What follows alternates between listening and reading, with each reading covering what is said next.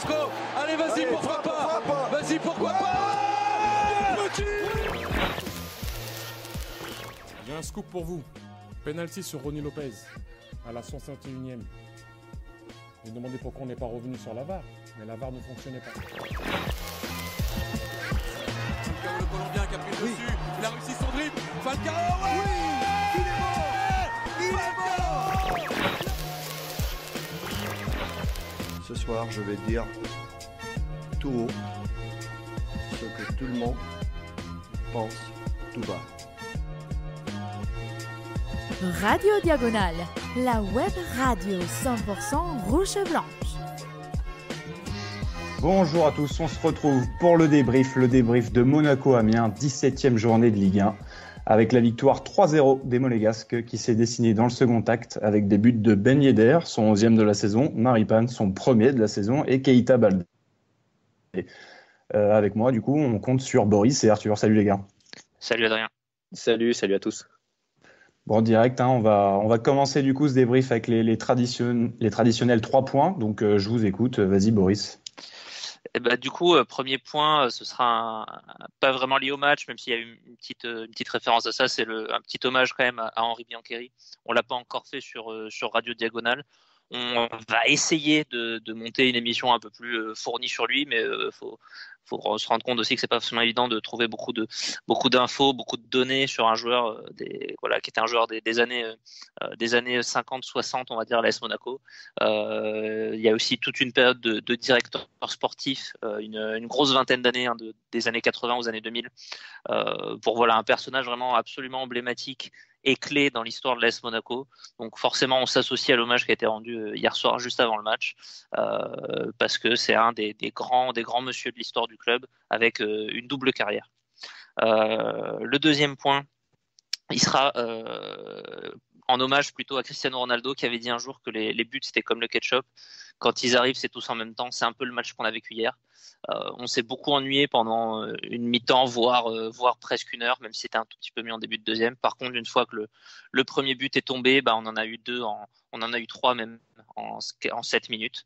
Donc voilà, c'est un peu cet archétype de match où le premier but est le plus difficile à obtenir. Faire la différence. Et un dernier point qui sera sur la tactique. Jardim a entre guillemets enfin changé son système hier de départ. Il est passé à un 4-3-3.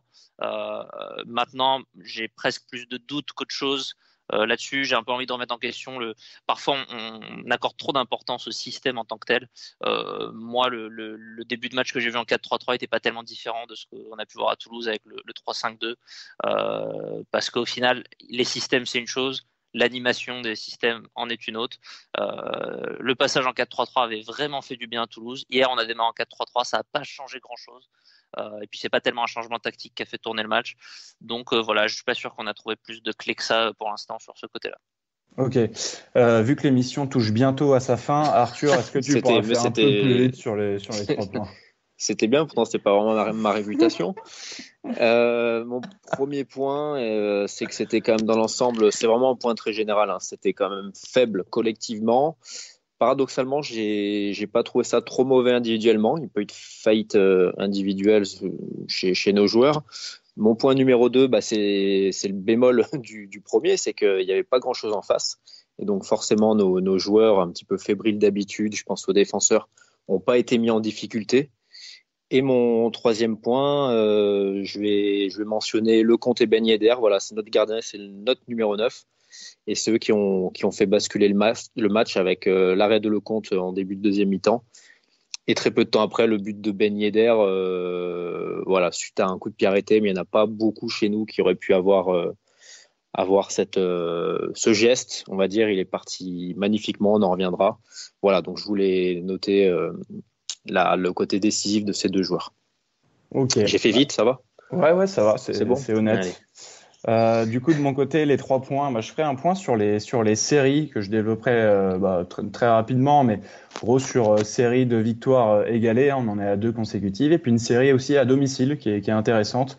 Finalement, le report du match contre Paris est plutôt un mal pour un bien, ou un bien pour un bien. Ensuite, j'aurais un point sur les coups de pied arrêtés. C'est vrai que dernièrement, lors d'un débrief, je crois que c'était contre Bordeaux, je m'étais plaint du coup de ce manque d'efficacité. J'essaie de me rappeler du dernier but sur coup de pied arrêté. Il me semblait que c'était le premier de Golovin contre Nice et c'était un corner à la Rémoise. Là, sur ce match, c'est ce qui a débloqué un petit peu la situation. Même si on y reviendra, le premier n'était pas forcément bien tiré.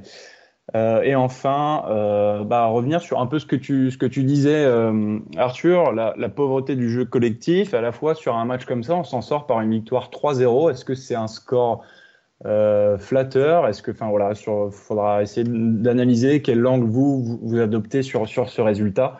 Est-ce que vous prenez en compte la qualité de jeu proposée ou uniquement le résultat? Voilà, on verra ça avec vous. Donc, pour le niveau du contexte de cette rencontre, donc avant ce match, Monaco pointait à la 13e place au classement, tandis que les Amiénois, eux, figuraient à la 10e place. Hein. Monaco sortait victorieux d'un déplacement à Toulouse, 2-1, qui s'était dessiné dans les derniers instants. Et, au bout du bout. Au bout du bout. Et Boris, comme tu le disais, ce changement tactique à Toulouse, le passage donc de 3-5-2, on est repassé à une défense à 4 avec l'entrée d'Aguilar et surtout, Aguilar qui était titulaire avec l'entrée de Gelson en tant qu'ailier. Et bien là, sur ce match donc contre Amiens, il y a un changement tactique tant attendu et tant espéré, notamment de ta part, Boris, hein, et c'est notamment un de tes points. C'était surtout Rome qui réclamait vraiment ce 4-3-3. Moi, j'étais pas forcément contre le fait d'essayer. C'est un peu l'éternelle question du système. Je trouve que Jardim avait réussi à trouver un truc qui tenait à peu près la route par rapport au désastre que c'était avant avec sa défense à 3 défenseurs centraux. Repasser en 4-3-3, pourquoi pas. Maintenant, pour moi, il y avait un choix qui était un petit peu bizarre qui était au niveau des latéraux, surtout Jemerson en soi, parce que Diaz, Ballo-Touré à la limite, moi j'ai une petite préférence pour Diaz. J'ai une petite préférence pour Diaz, en tout cas dans le système à 3 défenseurs. À 4, qui est un système qui maîtrise encore moins, j'avais quand même un petit doute. Ce que j'ai vu est pas forcément moins bon que Ballo-Touré. Par contre, Jemerson arrière droit, pourquoi ne pas remettre Aguilar? Là, j'ai pas forcément compris. Est-ce que c'était juste une notion de solidité? Parce que je pense aussi l'intérêt du 4-3-3, c'est peut-être d'avoir des couloirs où ça dédouble, où on peut avoir 2 joueurs, on peut avoir des combinaisons, et on les a pas du tout vus avec Jemerson. Ouais, ça s'est senti notamment dans le match aussi. À un moment, il fallait s'appuyer sur les latéraux. Et à droite, il y avait un gros problème parce que soit Jemerson ne prenait pas son couloir, attaquait pas tel un vrai latéral offensif à l'image que je peux faire Aguilar. Même Radji montait plus à l'époque. Ouais. Et même Radji proposait plus. Il faisait plus de centres que Jemerson. Donc là, c'est sûrement des consignes. Hein. Je peux comprendre. Oui. Je peux comprendre l'interrogation. Après, Aguilar, c'est vrai qu'il doit faire un match et demi tous les mois. Donc peut-être qu'il n'est pas prêt à enchaîner 2 fois 90 minutes en 3-4 jours. Peut-être pour cette raison-là. Donc ce changement tactique, on l'a abordé. Enfin, on passe à une défense à 4.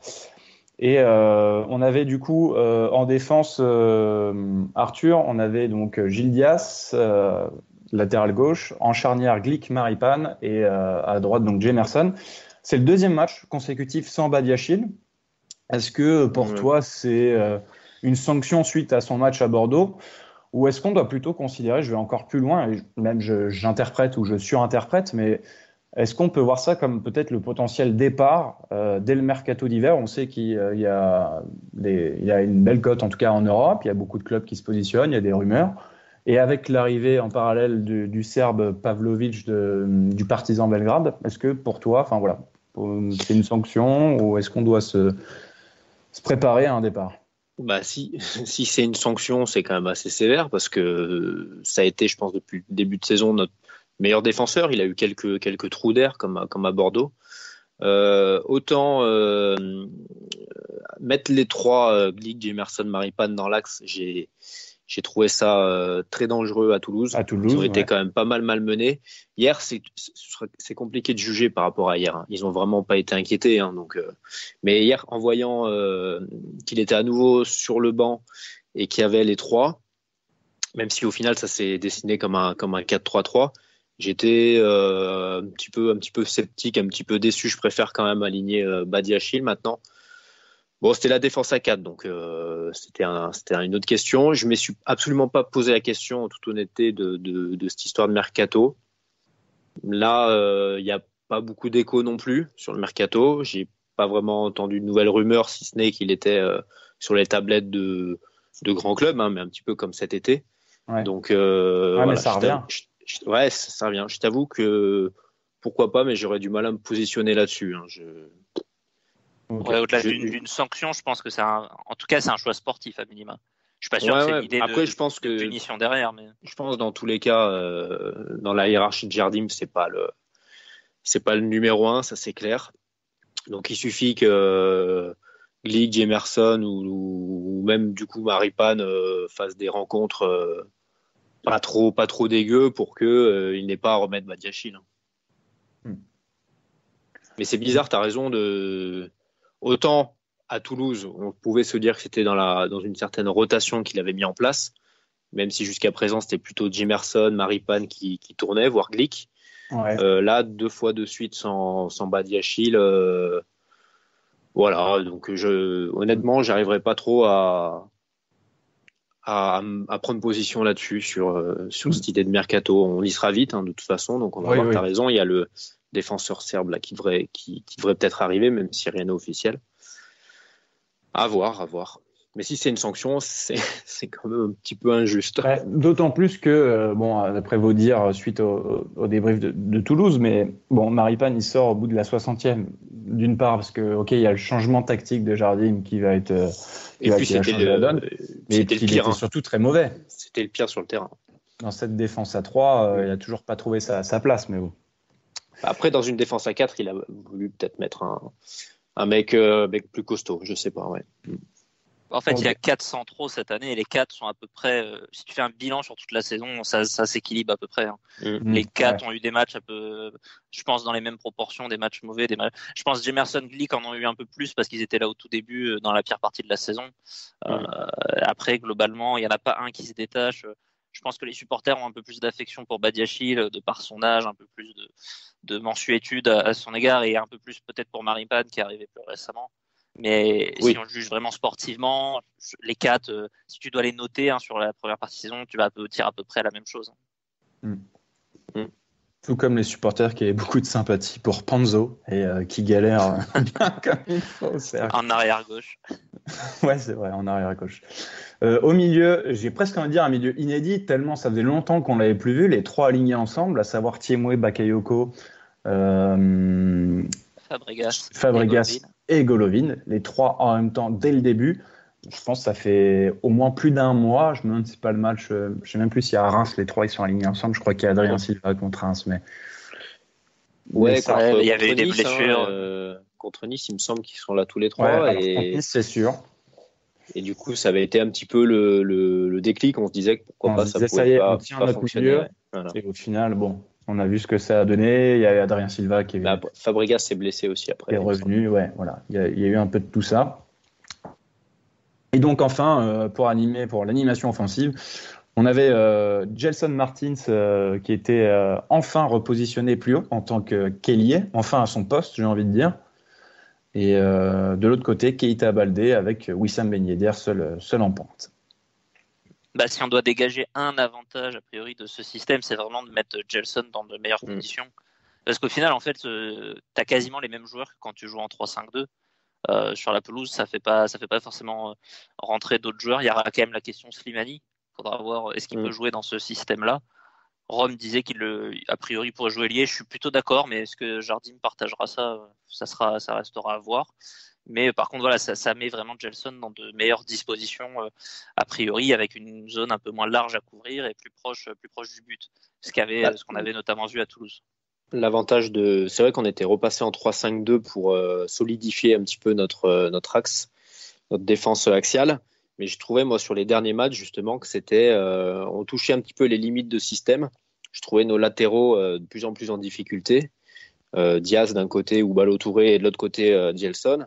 Et du coup, c'était devenu paradoxalement un danger supplémentaire pour nos centraux, puisqu'ils se retrouvaient souvent exposés face à notamment les ailiers adverses.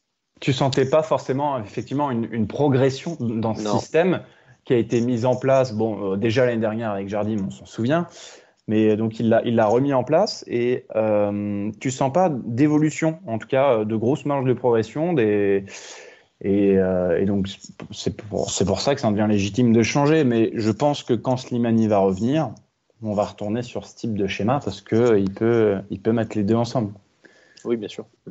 Et que voilà, pour moi, c'est l'absence de Slimani qui pousse peut-être Jardim à faire ça. Ou alors, ce que dit Boris aussi depuis un certain temps, c'est pourquoi pas foutre Slimani, une sorte d'ailier gauche, mais très rapproché, d'attaquant intérieur très rapproché de Ben Yedder, et c'est lui qui occuperait le poste d'ailier gauche sur un 4-3-3. Sachant que Baldé n'est pas non plus un pur ailier, enfin, en tout cas dans ce qu'il a montré hier, que ça serait si différent avec Slimani. Il ne s'est pas retrouvé plus souvent à gauche hier que peut le faire Slimani. Ouais, tout à fait. Sur toute la largeur. Il est a priori un peu plus rapide, mais pas tant que ça non plus, quoi. Il ne le montre pas en tout cas. Donc, il joue pas en débordement, Keita. C'est clair. Bon, alors on va rentrer dans le vif du sujet. Enfin, on va plutôt rentrer dans le match, même si cette première mi-temps, si on pouvait. Il n'était pas très vif, juste. Si on pouvait vite l'oublier, ce serait mieux, parce que pour moi, je considère que c'est très clairement la pire mi-temps à laquelle j'ai assisté, peut-être tous les matchs confondus que j'ai dû voir cette saison. Peut-être avec d'autres équipes. Hein. Franchement, j'ai rarement vu quelque chose d'aussi faible. On a Monaco qui collectivement est à la rue. Arthur, tu vas y venir très très rapidement, face à une équipe qui veut pas jouer au foot, qui est en crise aussi. Hein. Enfin, ils sont sur 3 défaites d'affilée. Ils se déplacent à Monaco. Et j'en viendrai avec mes séries, mais vous verrez que c'est pas facile d'aller jouer au Louis II. Jamais pas facile d'aller jouer là-bas. Jamais facile, ouais. Et on a le droit quand même à une belle bouillie, en tout cas de bouillie. Pas technique tant que ça, il y a un bon pourcentage de passes réussies de la part des Monégasques, mais on n'arrive pas à se montrer, en tout cas on n'arrive pas à mettre vraiment Amiens dans la merde tout simplement. L'analyse de cette première mi-temps la plus pourrie depuis un petit moment, elle va être un petit peu différente parce que là pour le coup c'est juste qu'on s'est vraiment fait chier et qu'il n'arrivait vraiment rien à proposer. Mais ça fait très longtemps qu'on n'a pas vécu non plus une mi-temps où on n'a pas concédé une occasion, parce que c'était effectivement de la bouillie dans la construction du jeu. Par contre, comme tu dis, parce que Amiens est venu mettre le bus, on n'a pas non plus vécu une mi-temps où on prenait l'eau de tous les côtés. Donc ça, à la limite, c'est rare, donc on ne va pas s'en plaindre. Mais c'est vrai que désormais, surtout à domicile, où on commence à avoir des prestations, on commence à être un petit peu plus exigeant aussi. Donc on aurait dû carrément mieux faire face à cette équipe qui est aussi en difficulté. Et moi, j'ai noté en première mi-temps une occasion. Voilà. Il y a une occasion, c'est Gelson qui remet de la tête pour Ben Yedder et ça frappait contré. C'était une belle action entre un 1-2 entre Baldé et Gilles Diaz. Diaz qui centre sur la tête de Gelson, frappe de Ben Yedder, et c'est à peu près tout ce qu'on peut noter dans cette première mi-temps. Ouais, t'as une frappe contrée de Baldé aussi. Au début, mais les situations, t'as quelques mises en situation correctes, mais les frappes sont vite contrées. Donc, disons que c'est la seule fois où on a dû se réjouir, je pense, dans cette première mi-temps, c'est ce mouvement qui, malheureusement, est contré par un défenseur amiénois sur cette belle volée de Ben Yedder qui maîtrise à merveille ce geste. Hein. On verra sur son premier but. Je me souviens de son but dans le temps additionnel au bout du bout face à Rennes. Ouais. Donc, c'est vraiment un geste qui maîtrise. Donc, très clairement, il n'y a aucun tir cadré finalement. Enfin, bon, il y a cette frappe cadrée qui prenait la direction des cages, mais on finit à mi-temps sous les sifflets, hein, sous l'ennui, très clairement. Je me suis dit, qu'est-ce qu'on fait? Jardim, il doit changer tactiquement. Enfin, là, il y a un truc qui doit se passer. Moi, on aurait pu jouer 2 jours. Hein. Fabregas, c'était horrible. Keita, Baldé, pareil. Et tu as Jemerson latéral droit. Donc, pour moi, j'avais ciblé les trois changements tout de suite à la mi-temps. Bon, Jardim en a décidé autrement. Il a fait confiance en son 11. Et on va repartir sur la seconde mi-temps. Je ne sais pas si vous avez quelque chose à rajouter sur la première, hein, mais je next assez rapidement, mais n'hésitez pas. Hein, moi, j'ai noté un moment, c'est Gaëtan Huard qui était sur le bord de la pelouse et qui a dit une remarque que j'ai trouvé assez juste, qu'on on dirait que ces joueurs se découvrent. En fait, on voit que c'est des joueurs de qualité, la plupart en tout cas à Monaco, mais t'as un peu l'impression que c'est toi et ta bande de potes où vous allez au lycée la semaine et puis vous jouez le week-end. Mais du coup, bon, il n'y a pas d'automatisme, il y a pas de. Là, t'as un peu l'impression que c'est ça. T'as pas l'impression que c'est une équipe où les mecs ils passent c'est une variété foot, quoi. Ouais, voilà, c'est vraiment le match amical et tout, mais t'as pas l'impression que c'est une équipe qui s'entraîne la semaine ensemble, qui développe des automatismes. Tu vois quand même qu'il y a des joueurs de qualité. Au final, c'est comme ça qu'on gagne. Il n'y a pas de secret derrière. Hein. On gagne parce qu'on a quand même on a le 2-3e effectif. Hein, si on veut chipoter de Ligue 1, on a des joueurs quand même supérieurs à 75% des équipes. Et c'est ces équipes-là qu'on bat aujourd'hui. C'est les équipes auxquelles on est vraiment supérieur. Mais collectivement, c'est assez triste, quoi. Enfin, la première mi-temps, c'était pareil contre Toulouse. Il n'y a rien, il n'y a aucune idée. Amiens, ils attendent, ils laissent la balle 70%. En gros, ils laissent la balle à Glick et Maripane. Et là, ça dure des secondes, ça dure presque des minutes où ils savent pas quoi faire tous les deux, ils se l'échangent latéralement. Et voilà, il y a pas de mouvement, il y a rien. Et on n'est pas mis en danger, mais on n'est pas non plus trop en danger l'adversaire. Pour autant, tu as Fabregas, Golovin au milieu. Tu le disais, Arthur, on se souvenait de ce match face à Nice où c'était très prometteur. On s'attendait à une certaine maîtrise aussi, technique, justesse des passes et beaucoup de passes à contre-temps dans le dos des joueurs lancés, ce qui casse totalement l'attaque. Là aussi, c'est en ça que je disais que c'était la pire à laquelle j'ai assisté. Après, il y a eu forcément eu un moment une question d'envie, de motivation. Hein, on l'a dit, hein, le contexte est quand même particulier. Amiens, c'est jamais une équipe facile à jouer. Facile à jouer, mais face à laquelle on est transcendé. Avec le Guardiola slovène. Voilà, l'affluence était très très faible, bien plus que d'habitude. Donc il n'y avait pas le contexte pour vraiment aller de l'avant, même si je trouve que c'est pas normal. Bien sûr que malgré tout ça, les joueurs peuvent ne pas avoir envie. C'est leur job. Donc voilà, il manquait aussi un peu de ça. Je trouve qu'on essaye même plus. On en reparlera dans les prestations individuelles, mais même un Gelson qu'on voyait l'année dernière allait quand même provoquer. Là, il est sans cesse en train d'accélérer, finalement de revenir sur ses pas, de rejouer derrière. Il y a plus cette percussion pour aller au moins chercher des fautes, au moins faire des choses comme ça. Dans les appels. Exactement. Il y a même Ben Yedder qui était obligé de venir en fait et de jouer à la place d'un Fabregas. C'est ça que j'ai trouvé étonnant aussi, c'est que Ben Yedder est obligé de revenir et d'être seul, quoi, parce que les ballons ils n'arrivent pas et que c'est limite lui qui distribue mieux le jeu que l'Espagnol. Bref, on revient des vestiaires du coup pour la seconde mi-temps. Et là, on va vraiment insister pour moi ce qui est le tournant, et ce qui est aussi pour toi un tournant, puisque tu en as fait un de tes points, Arthur, c'est cet arrêt déterminant de Lecomte et ce qui s'ensuit. Ouais, à la 50e, donc je ne pourrais pas te redire en détail l'action. Il me semble que c'est j'ai perdu son nom, celui qui s'était tordu la cheville en première mi-temps en plus. C'est Diabaté qui se retrouve face à. Il me semble qu'il se retrouve face à. Je me demande si c'est pas Fabregas à ce moment-là qui est en position de défenseur. Qui est loin du mec, hein, il n'attaque pas du tout. Son centre est bon. Rocking chair surtout, Fabregas. Voilà. Son centre est bon, nos défenseurs sont pas bien placés et Kakuta est pas loin de marquer. Moi, c'est vrai que sur le coup, je le vois dans cette position, je me dis ça va finir au fond.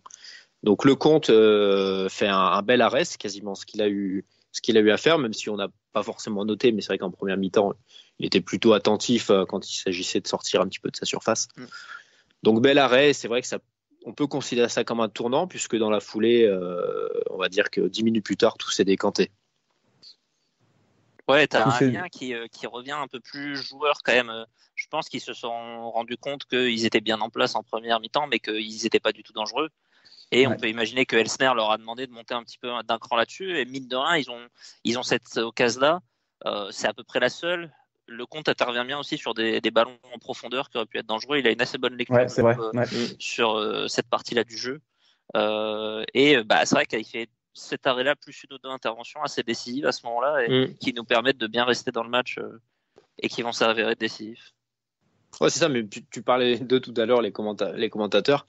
On sentait qu'en 5 minutes au début de première mi-temps, ils étaient un petit peu plus satisfaits. Voilà. Ils disaient que c'était un petit peu mieux, même même à 0-0 quoi. Et c'était pas faux, ça mais commençait à s'emballer un petit peu. C'était voilà, voir que ce soit Amiens qui soit obligé de sortir un peu pour qu'on s'ennuie moins, c'était pas forcément le but. Hein. Nous, ce qu'on voulait quand même, c'est de voir puisque Monaco débrider la rencontre, quoi. C'est clair, la plus grosse occasion, elle est à mettre au titre des Amiénois.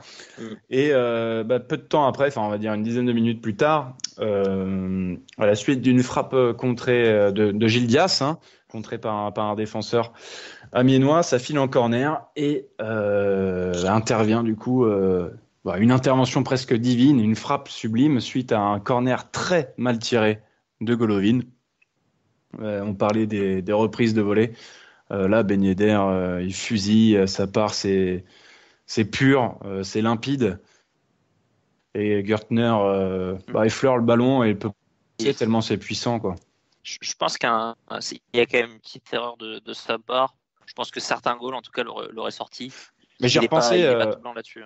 J'ai repensé au but qu'il prenait de Falcao à la 37e journée la saison dernière. Oui, c'est vrai qu'il nous a fait un beau il nous fait quand même des petits cadeaux. Alors, effectivement, je pense qu'un gardien avec des mains fermes est censé peut-être la repousser de droit devant, quoi. J'ai cru que tu allais dire un gardien avec des mains. Mais...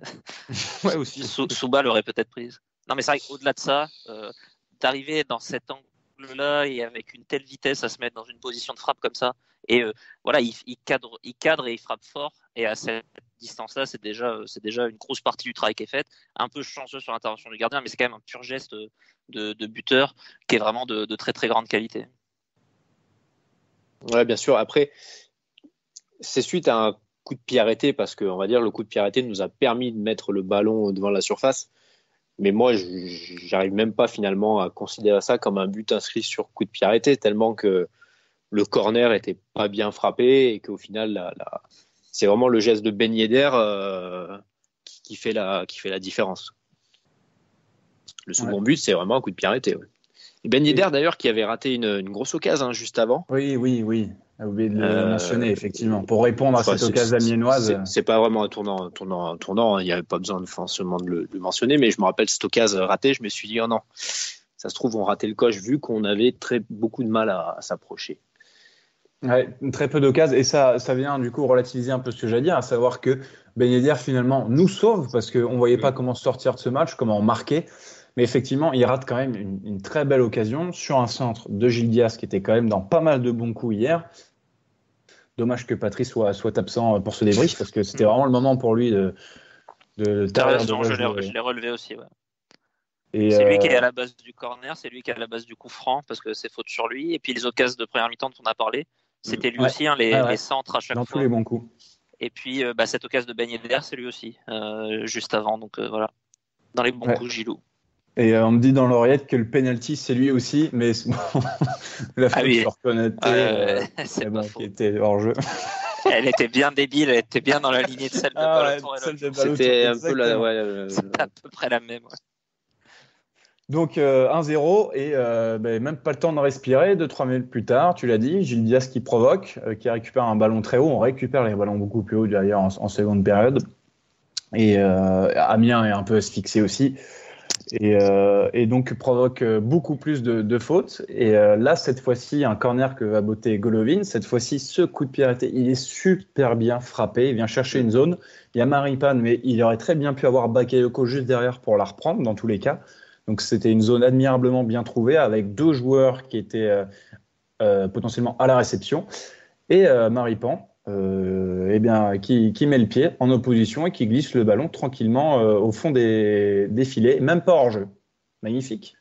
Ouais, moi je vous cache pas que j'ai vraiment attendu parce que j'en étais sûr qu'il y aurait le doute. Donc j'ai pas jubilé non plus dans mon canapé.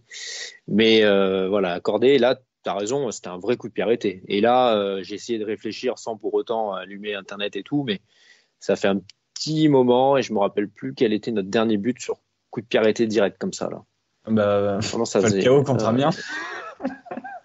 Le premier but, voilà, peut-être. Et encore, enfin, c'est bref. C'était un corner. Ouais, c'était un corner. Ah ouais, tu parles sur coup franc.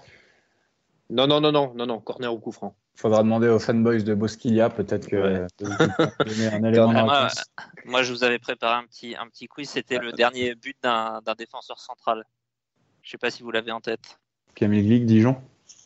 C'est l'avant-dernier et il y a eu depuis quand même Badiachil contre Nice. Ah, contre Nice, il y a plus un an. Ouais, le derby. C'était son seul but en Ligue 1. Ouais. C'était déjà la J17, ça fait un an, ce qui est bon, c'est pas un poste où on est censé marquer beaucoup, mais un an sans but de défenseur centraux, c'est quand même beaucoup. Jemerson, lui, ça fait plus de 2 ans qu'il a pas marqué. Bon, il a un physique moins imposant aussi. Depuis son retourné à Dijon. Exactement, Dijon qui réussissait bien jusqu'à maintenant. Au défenseur, c'est clair. Ok. À la fin du quiz. Plus rapide que ceux de Damien, mais plus rapide que ceux que d'autres.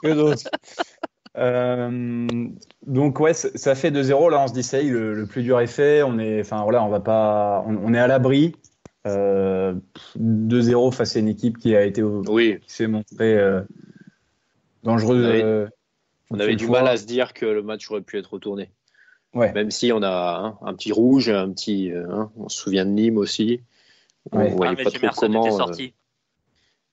Ouais, il avait pris son rouge, mais on aurait pu en prendre un. Pour laisser sa place à Aguilar. Et les buts, c'est comme le ketchup, Boris. Exactement.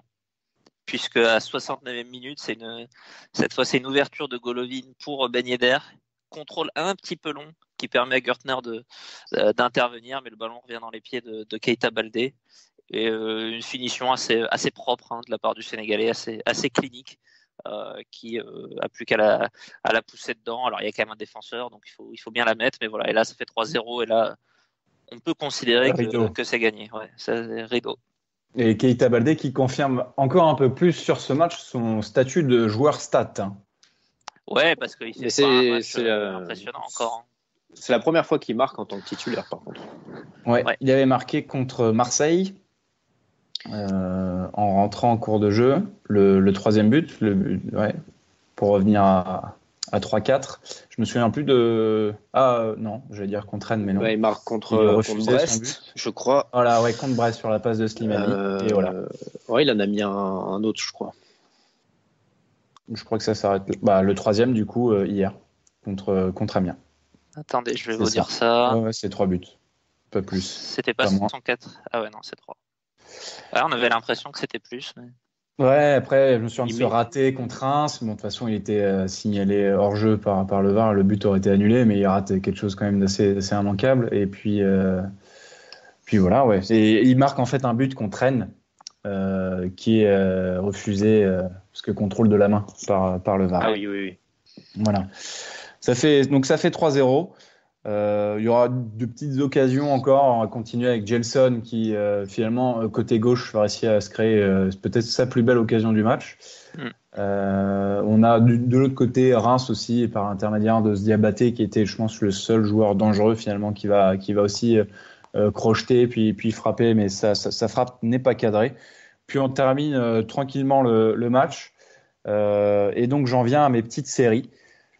C'est donc la deuxième victoire consécutive. On a joué quand même contre des équipes qui étaient donc 17e et lanterne rouge, donc des équipes mal en point, à savoir Toulouse et Amiens. Des victoires quand même dans la difficulté, même si Amiens était vraiment pas menaçant, loin de là.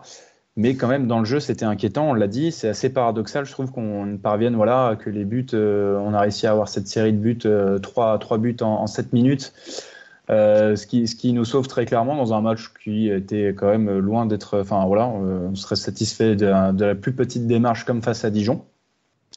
Donc, record égalé. La dernière fois qu'on avait fait 2 victoires consécutives, c'était en octobre, justement, cette victoire face à Rennes et enchaînée, donc conjuguée au déplacement à Nantes, la victoire 1-0.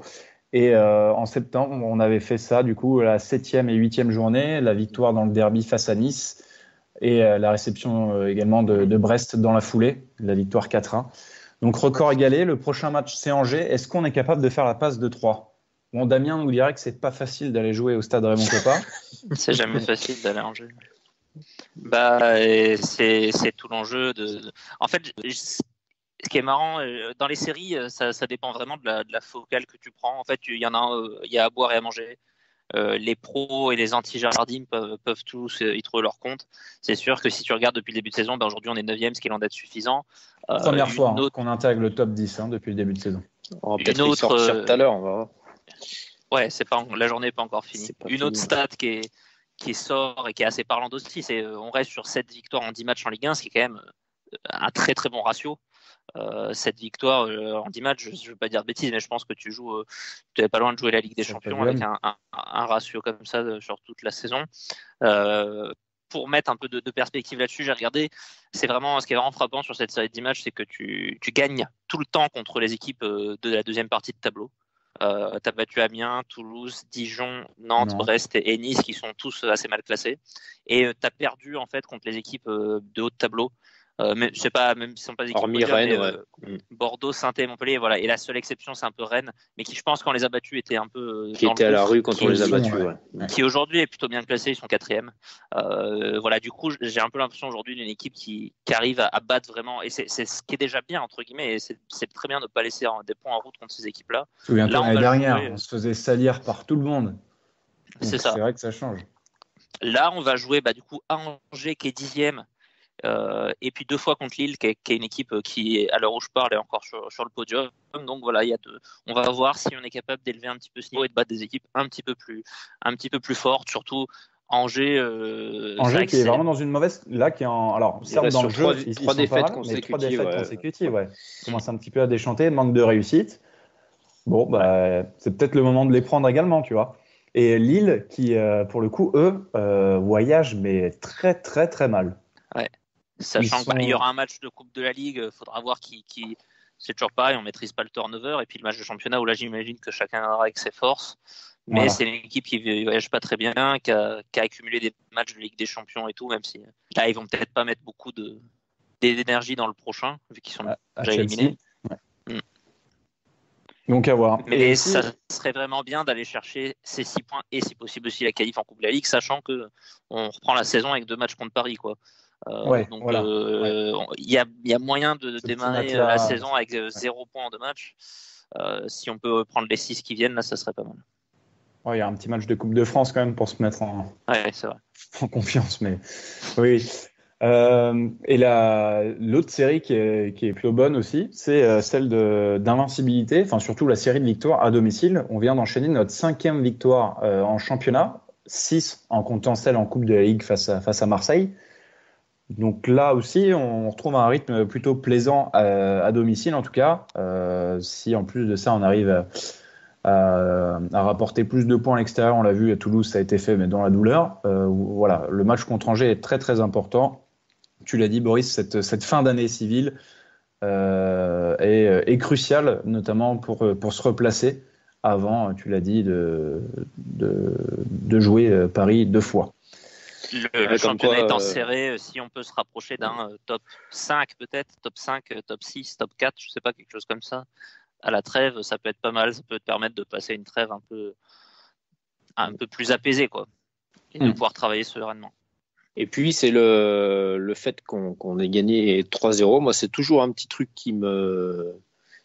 sur lequel je suis un peu exigeant, on va dire, parce que ça fait souvent la différence plus tard, c'est le goal average. Ouais. Et 3-0, on prend. Hein. Même si je me suis dit, et pourquoi pas aller sur le dernier quart d'heure en mettre un peu d'autres. Surtout sur un championnat serré comme ça. Hein. Ouais. Parce que là, tu vois, on est 3 équipes à 24 points, dont Angers, justement, qu'on va affronter, mais qui est derrière nous à la différence de but. Et on est derrière Montpellier, qui a le même nombre de points, mais qui est devant nous à la différence de but. Donc, ça quand peut, tu vois un Lyon, sachant qu'il y a 2 équipes à 25, une à 26, une à 27. Lyon qui est à plus 12. Hein, plus 12. Ouais. Non, c'est... Attention, ne pas négliger ça. Ouais, championnat excitant quand même si on peut dire que la qualité vraiment laisse à désirer cette année plus que l'année précédente. Mais voilà, au moins on a ça pour nous. Messieurs, les prestations individuelles avant de clôturer cette émission, les tops, les flops, si vous avez un top à ressortir. On en a déjà pas mal parlé. Moi, j'ai bien envie de mettre le compte pour le côté vraiment ce qui change, ce que ça fait changer dans le match. Hein.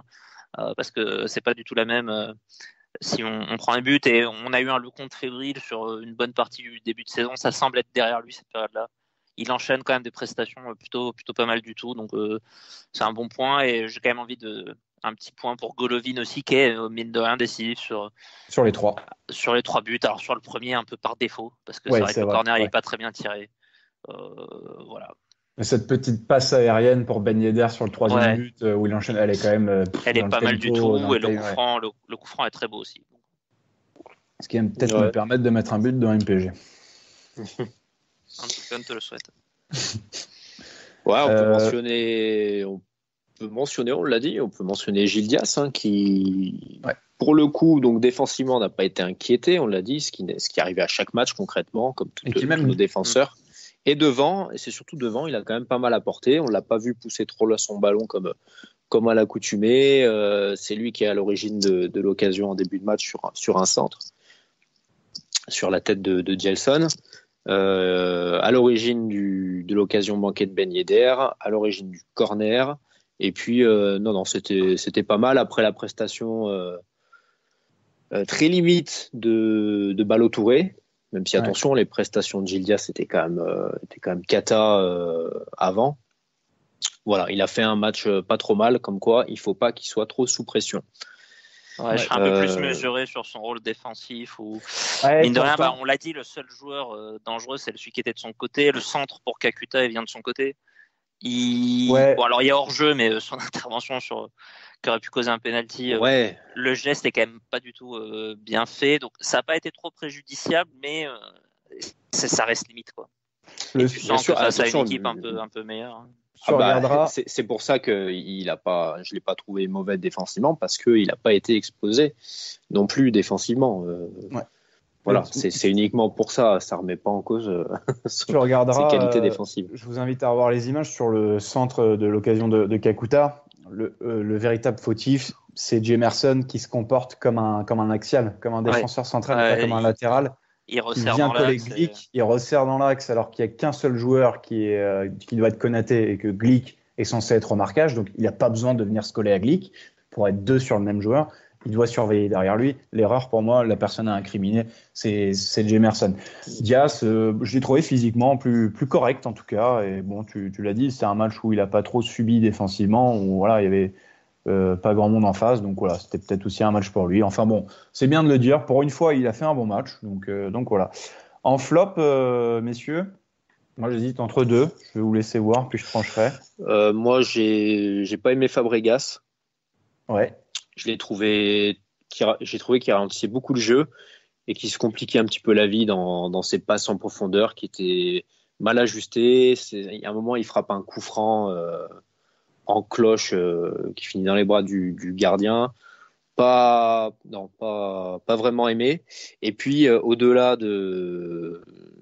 on va dire, du fait qu'il était décisif sur les 3 buts, après il est sorti. J'ai pas aimé non plus Golovin avant tout ça. Voilà. Ok. Je c'est un peu sévère. Mais alors je le mets pas dans le flop, hein. Mais j'ai pas aimé, alors que c'était justement peut-être lui qui était censé apporter un petit peu plus pour débloquer tout ça. Après, effectivement, il est décisif, donc voilà, rien à dire là-dessus. Ouais, moi ça serait plutôt Fabregas aussi.